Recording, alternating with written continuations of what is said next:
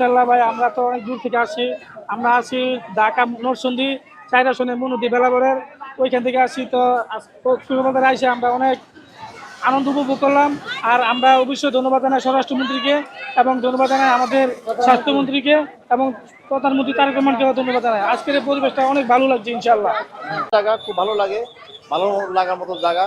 ঘোরার সব থেকে শেষ স্থানটা এখানে, আমরা বিভিন্ন জায়গায় ঘুরে ঘুরে শেষের দিকে এসে কক্সবাজার ট্যুর দিয়ে শেষ করি। খুব ভালোই লাগে। এবার পরিবেশটা খুব সুন্দর, যুগ ঝামেলা নাই, এটা অনেক সুন্দর। আসছিলাম এর আগে, অনেকদিন পর আবার আসলাম। এদের মধ্যে অনেক ক্রাউড, ভালো লাগতেছে, এনজয় করতেছি। কোনো সমস্যা নামবো না, কোনো সমস্যা দেখছি না। আসছি এখন সমুদ্রে নামবো, ঝাঁপ দেবো, এনজয় করবো। খুবই ভালো লাগছে। আর আপনাকে ঈদ মুবারক, সবাইকে ঈদ মুবারক। খুবই ভালো লাগছে, কারণ আমরা সবাই যখন একসাথে ছুটি পাই, সবাই একসাথে কক্সবাজার ঘুরতে আসি।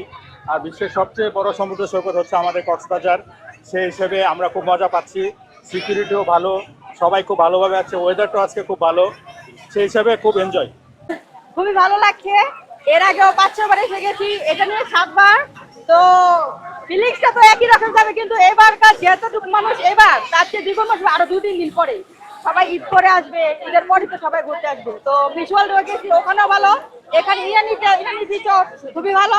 কক্সবাজারে প্রচুর পরিমাণ পর্যটকের সমাগম ঘটেছে। লক্ষাধিকেরও বেশি পর্যটক একসাথে পানিতে নামছে। সো আমরা সিসিএফ লাইফগার্ড সার্ভিসের পক্ষ থেকে সকলকে পানিতে নিরাপত্তা দেওয়ার সর্বাত্মক চেষ্টা করছি, যাতে কোনো ধরনের বিষাদে পরিণত না হয়। পর্যটকদের যে আগমন, তা যাতে উচ্ছ্বাসের সহিত তারা কক্সবাজার সমুদ্র সৈকতে উপভোগ করতে পারে।